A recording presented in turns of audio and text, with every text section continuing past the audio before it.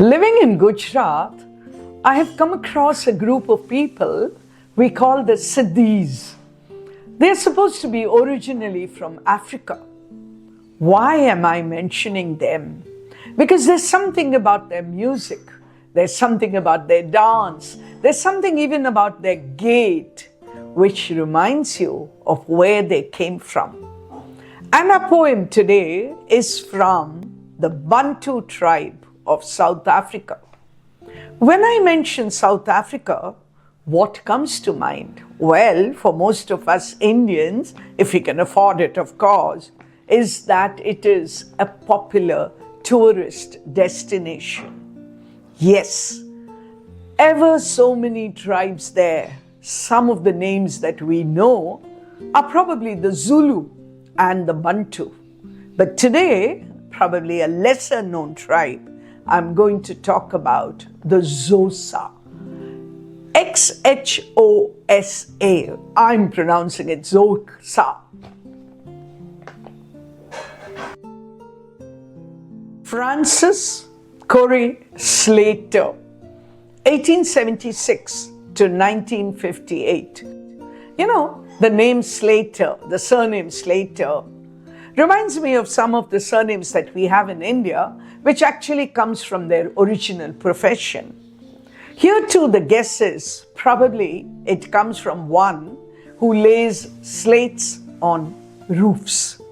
He is a South African poet and is considered to be the first English-speaking and residing in South Africa poet. He brings into his poems the common experiences like drought.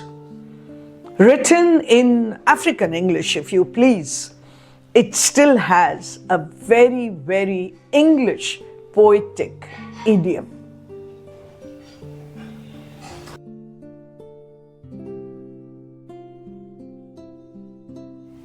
Lament for a dead cow. It's in a tone of mourning. It begins with non-English. Sia illa, sia illa, sia illa. Incamo yetu file. I'm reading it as I know best. But translated into English, it means, we weep, our cow is dead. It's actually a chant by a Xhosa family on the death of Wetu, their only cow. Sialila, siaila. Beautiful was Wetu as a blue shadow that nests on the grey rocks about a sun-baked hilltop.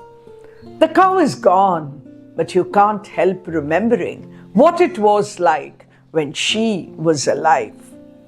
She was like a blue shadow. The poem is full of similes you'll see as we go along.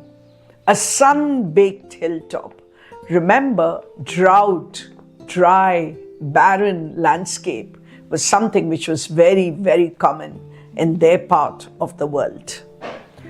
Her coat was black and shiny, like an ispingo berry. Her horns were as sharp as the horns of the new moon that tosses aloft the evening star.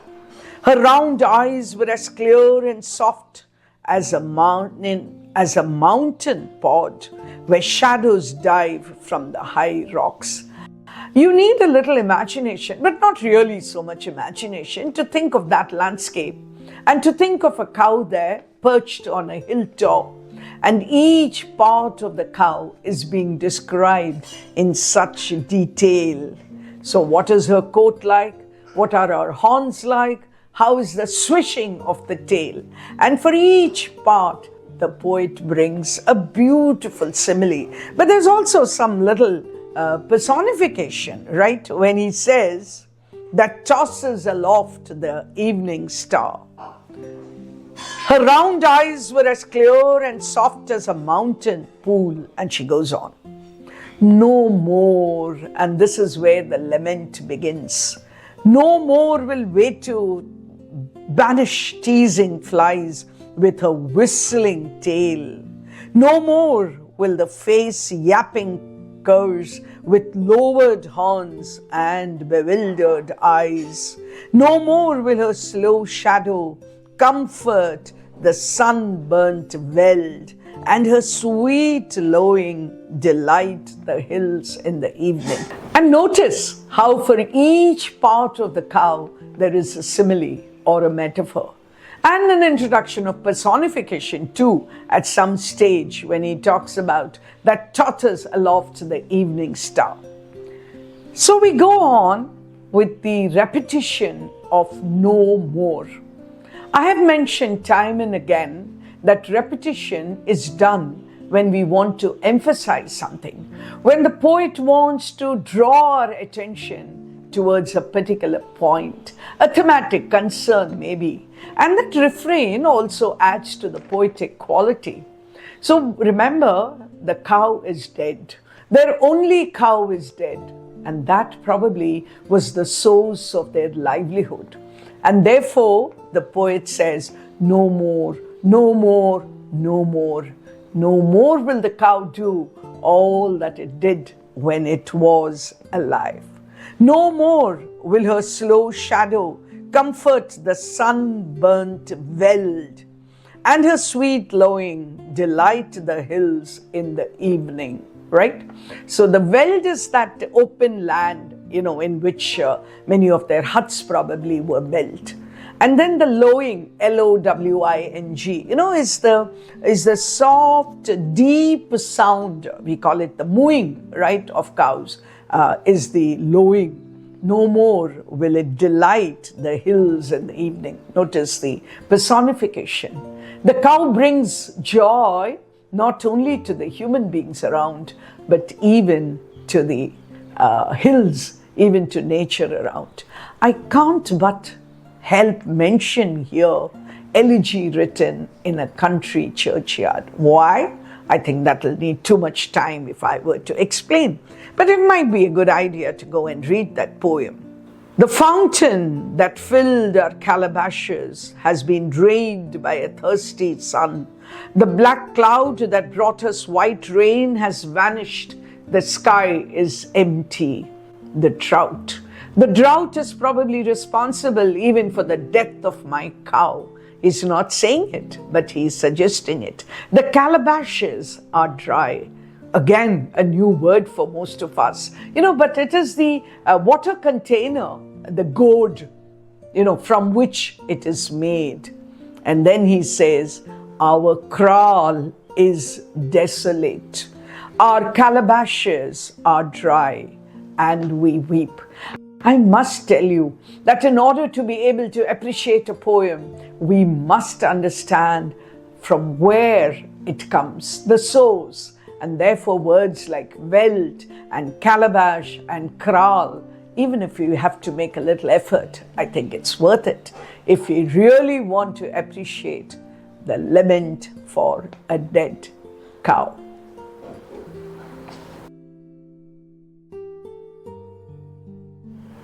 From a tribal chant translated into English. That's what this poem is about.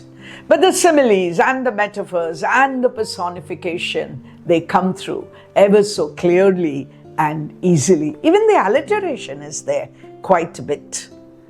Something about the culture of the place, about the importance of the cow to this community, because they depend on it probably for their livelihood.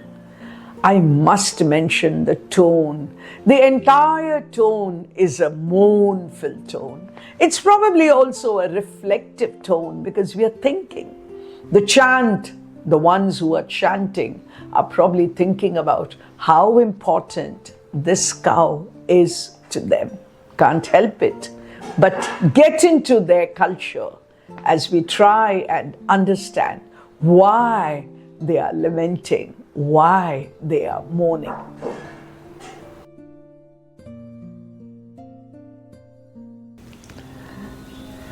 One of the kinds of poetry that we have dealt with is the elegy. An elegy is a song of mourning. something that we write at the death of somebody or something. It could be a program, it could be an idea, it could be a philosophy. But this is a lament. I'm calling it a lament because it sort of comes from the earth, from the ground, from this tribe. And it is in their own language. Of course, we are reading it in translation. So when I read a poem like that, and I must tell you, I spend a lot of time searching for poems which are different from what you and I are used to. So when I read such a poem, something happens to me and I'm taken to that place.